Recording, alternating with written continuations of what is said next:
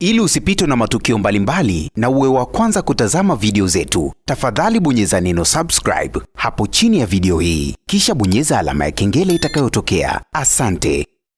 Mange Kimambi siku ya leo amewajia juu Gen Z baada tu ya kuona lawama zote anarudishiwa kwake. Kwa sasa hivi kwa asilimia kubwa sana tunaona video ambazo zinasambaa mitandaoni, video Gen Z wakiwa wamejirekodi, wengine wakidai kwamba huenda tusingemfahamu Mange Kimambi basi tusingefikia hapa tulipofikia, huenda tusingemfahamu Mange Kimambi basi tusingewapoteza ndugu zetu. Mambo yametokea mengi sana, lakini Gen Z sasa hivi wamemgeuzia kibao Mange Kimambi, licha ya kwamba Mange Kimambi sasa hivi amepoteza akaunti yake kubwa ya Instagram, amepoteza vitu vyake vingi.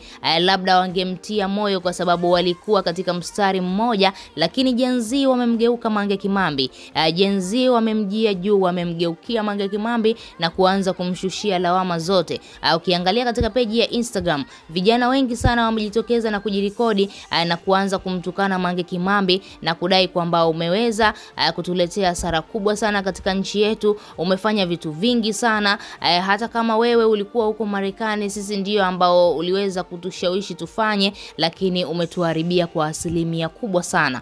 Unaweza kuona ni kwa namna gani Mange Kimambi lawama zote ameweza kuzibeba kwa sasa hivi, na ameamua kuzungumza, na video ambayo amezungumza ameiposti katika ukurasa wa Twitter yani X, na baada ya kuposti hiyo video akawa anazungumza kwa uchungu sana na kudai kwamba ameendelea kupokea lawama nyingi sana.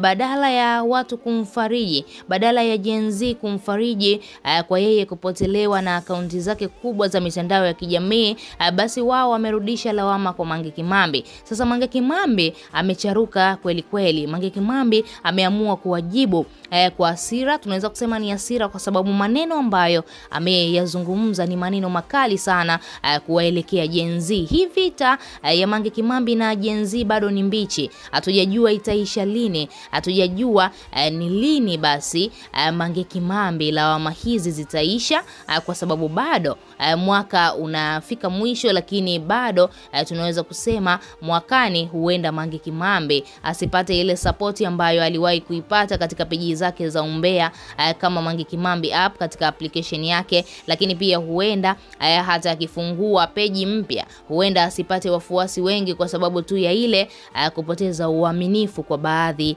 ya watu. Dada wa taifa ameweza kufunguka mazito, ameweza kudai nina mengi sana ya kuwaambia Gen Z, lakini siwezi tena kuwaambia kutokana na sasa hivi mnanigeuzia lawama mimi. Nina mengi sana labda naweza kusema nitazungumza yakawa faida kwenu, lakini sasa hivi siwezi kuzungumza kwa sababu tu mmenigeuzia kibao, mimi naendelea kuonekana mbaya. Lakini pia amezungumza na kudai kwamba nashangaa kuona Gen Z wananilaumu, mimi tena sitaki lawama za watu. Lakini pia akadai kwamba kwani yeye alikuja nyumbani kwako na kukutoa na kukwambia eti uende ukaandamane?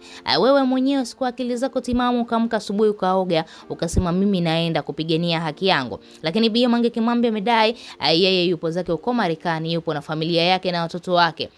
Aliwahi kutoka huko Marekani na kuja hapa Tanzania kufanya vurugu yoyote? Hajawahi. Sasa ni nini ambacho anaendelea kulaumiwa? Yeye kutoa tu mawazo yake, kutoa ushauri wake, lakini bado sasa hivi Gen Z wamemgeukia.